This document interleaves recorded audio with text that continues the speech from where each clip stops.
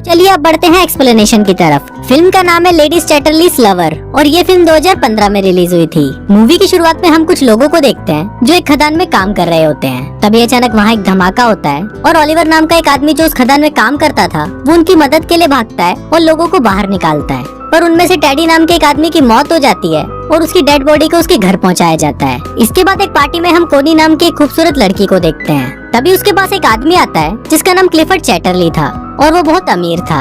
अब कुछ देर तक बातें करने के बाद वो दोनों एक दूसरे से इम्प्रेस हो जाते हैं और साथ में डांस करने लगते हैं। लेकिन कोनी के दोस्त डंकन को ये बिल्कुल भी पसंद नहीं आता क्योंकि वो भी कोनी से प्यार करता था। अब इन दोनों की ये मुलाकात प्यार में बदल जाती है और वो दोनों एक दूसरे से शादी कर लेते हैं। और शादी के वक्त वो दोनों ये कसम खाते हैं कि वो दोनों एक दूसरे से हमेशा वफादार रहेंगे और कभी भी एक दूसरे का साथ नहीं छोड़ेंगे। अब उन दोनों की मैरिज लाइफ बहुत अच्छी चल रही थी, पर अगले दिन ही क्लिफर्ड को सेना में जाना पड़ता है क्योंकि वो एक सोल्जर था। वहीं जंग के दौरान क्लिफर्ड घायल हो जाता है और उसे वापस घर भेज दिया जाता है। आज क्लिफर्ड घर आ रहा था और सभी बहुत ज्यादा खुश थे और उसका वेलकम करने के लिए घर के बाहर खड़े थे। क्लिफर्ड को देखकर कोनी बहुत ज्यादा खुश होती है, पर तभी हम देखते हैं कि जंग में घायल होने के बाद क्लिफर्ड के पेट के नीचे का पूरा हिस्सा पैरालाइज हो जाता है। अब क्लिफर्ड अपनी हालत से लाचार था और वो सबको थैंक यू बोलकर अंदर आ जाता है। वहीं कोनी क्लिफर्ड को जिंदा देखकर खुश तो हो रही थी, पर वो भी अंदर ही अंदर बहुत दुखी थी।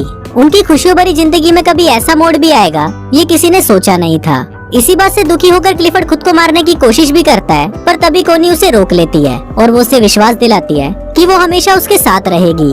अब इसकी दूसरी तरफ हम ओलिवर को देखते हैं जो अपनी मंगेतर को लेटर लिख रहा होता है। इस बार ओलिवर किसी खदान में काम नहीं कर रहा था, बल्कि इस बार वो जंग में था।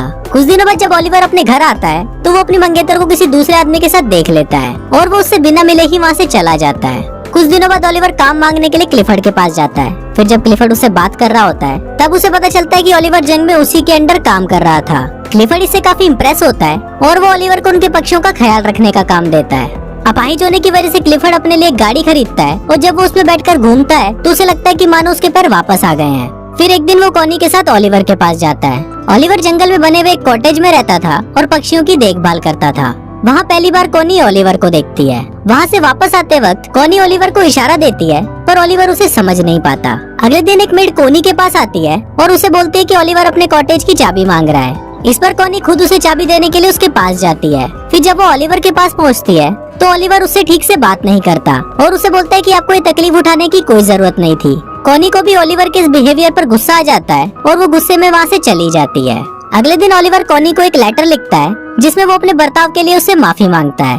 इसके बाद कोनी फिर से उससे मिलने के लिए उसके कॉटेज में जाती है जहाँ ओलिवर अपनी शर्ट उतारकर काम कर रहा था। फिर जब कोनी उसके बदन को देखती है तो उसके भी तन बदन में आग लग जाती है। ये देखकर कोनी खुद को कंट्रोल नहीं कर पाती और वो ओलिवर के पास जाने लगती है, पर तभी ओलिवर भी उसे देख लेता है और अपनी शर्ट वापस पहन लेता है क्योंकि वो कोनी की इज्जत करता था। कोनी को वो जगह बहुत पसंद थी, इसलिए वो ओलिवर को बोलती है कि मैं हर रोज यहाँ पर पेंटिंग करने आऊंगी। इस पर ओलिवर उसे बोलता है कि मैं ये जगह आपके लिए साफ कर दूंगा और मैं किसी और जगह चला जाऊंगा। कोनी उसे बोलती है कि तुम्हें कहीं भी जाने की जरूरत नहीं है और तुम मुझसे इतना भाग क्यों रहे हो। यहाँ कोनी ओलिवर से गुस्सा हो जाती है और वहाँ से जाने लगती है, लेकिन तभी बारिश आ जाती है, इसलिए वो ओलिवर के साथ उसके कॉटेज में चली जाती है जहाँ वो दोनों आग जलाकर खुद को गर्म करने लगते हैं। पर तभी ओलिवर वहाँ से उठ जाता है क्योंकि वो कोनी के इरादे समझ रहा था। कोनी उससे पूछती है कि तुम मुझसे दूर क्यों भाग रहे हो, तो ओलिवर उसे बोलता है कि मैं तुमसे दूर नहीं भाग रहा, बस मैं डर रहा हूँ क्योंकि अगर क्लिफर्ड को हमारे बारे में पता चल गया तो मेरी नौकरी चली जाएगी। अब क्योंकि ओलिवर ने कोनी को गर्म करके ठंडा ही छोड़ दिया था,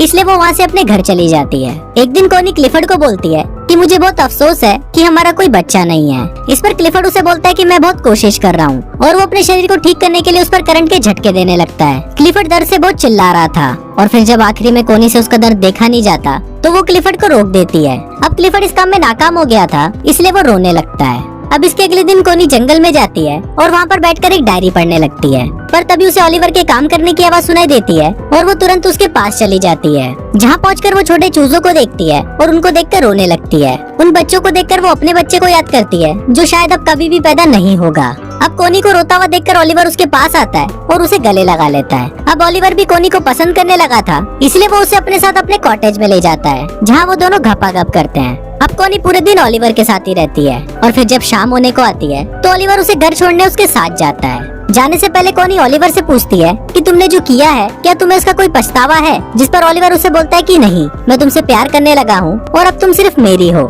उसी रात बहुत तेज तूफान आता है और बादल गरजने लगते हैं। ओलिवर को कोनी की बहुत याद आ रही थी, इसलिए वो बहुत ज्यादा दारू पी लेता है। वहीं कोनी की नींद भी उड़ जाती है और वो भी ओलिवर की याद में सो नहीं पाती। फिर वो खिड़की से ओलिवर के घर की रोशनी को देखती है और वो खुद को रोक नहीं पाती और दौड़ते हुए ओलिवर के पास चली जाती है और उसे जाते हुए उसके घर की एक मेड देख लेती है।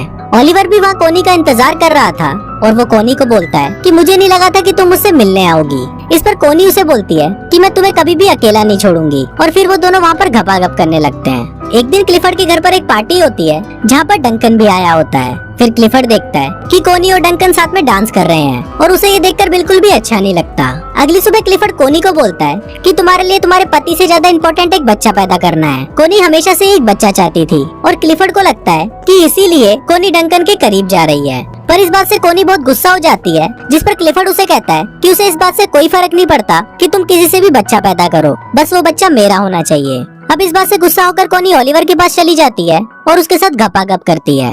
एक दिन कोनी को पता चलता है कि वो प्रेग्नेंट है, तो वो इस बारे में क्लिफर्ड को बताती है। क्लिफर्ड ये सुनकर बहुत खुश होता है और वो कोनी से उस आदमी का नाम पूछता है, पर कोनी उस आदमी का नाम उसे नहीं बताती।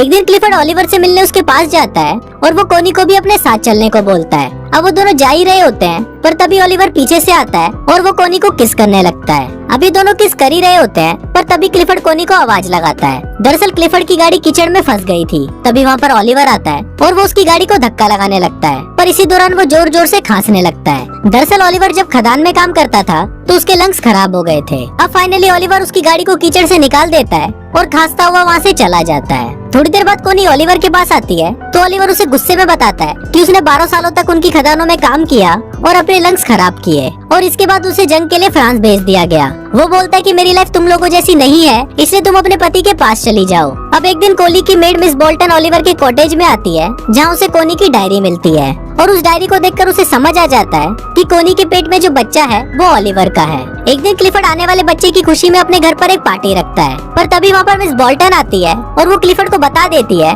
कि कोनी के पेट में जो बच्चा है वो ओलिवर का है। फिर जब कोनी क्लिफर्ड से मिलती है तो क्लिफर्ड उससे बहुत नाराज हो जाता है। इसके बाद कोनी मिस बोल्टन के पास जाती है और उससे पूछती है कि तुम्हें ये बात किसने बताई, पर इस पर मिस बोल्टन उसे कुछ नहीं बताती। अब कोनी को लगता है कि शायद मिस बोल्टन को ओलिवर ने बताया होगा, पर मिस बोल्टन उसे बोलती है कि उसने उसे कुछ नहीं बताया। अब इस पर कोनी रोने लगती है और वो उसे बोलती है कि मैं ओलिवर से बहुत प्यार करती हूँ। फिर मिस बोल्टन उसके पास आती है और उससे माफी मांगते हुए बोलती है कि जल्दी ओलिवर के पास जाओ वरना तुम्हारा पति उसे मार देगा। ये सुनकर कोनी भागते हुए ओलिवर के आउट हाउस में जाती है और देखती है कि वहाँ पर कोई नहीं था। ये देखकर कोनी रोने लगती है, पर तभी वहाँ पर ओलिवर आ जाता है और उसे देखकर कोनी उसे गले लगा लेती है। इसके बाद हम देखते हैं कि कोनी क्लिफर्ड के घर पर आती है जहाँ कोनी उससे डिवोर्स मांगती है, पर क्लिफर्ड उसे मना कर देता है और ओलिवर को बुलाने के लिए बोलता है। पर फिर जब ओलिवर वहाँ पर आता है तो वो दोनों आपस में बहस करने लगते हैं और फाइनली कोनी और ओलिवर क्लिफर्ड के घर को छोड़कर चले जाते हैं। उनके जाते वक्त क्लिफर्ड वहाँ पर आता है और वो कोनी को तलाक देने के लिए मान जाता है। अब कोनी और ओलिवर क्लिफर्ड से बहुत दूर चले जाते हैं और हमेशा हमेशा के लिए साथ रहते हैं और कुछ इसी तरह से ये फिल्म यहीं खत्म हो जाती है।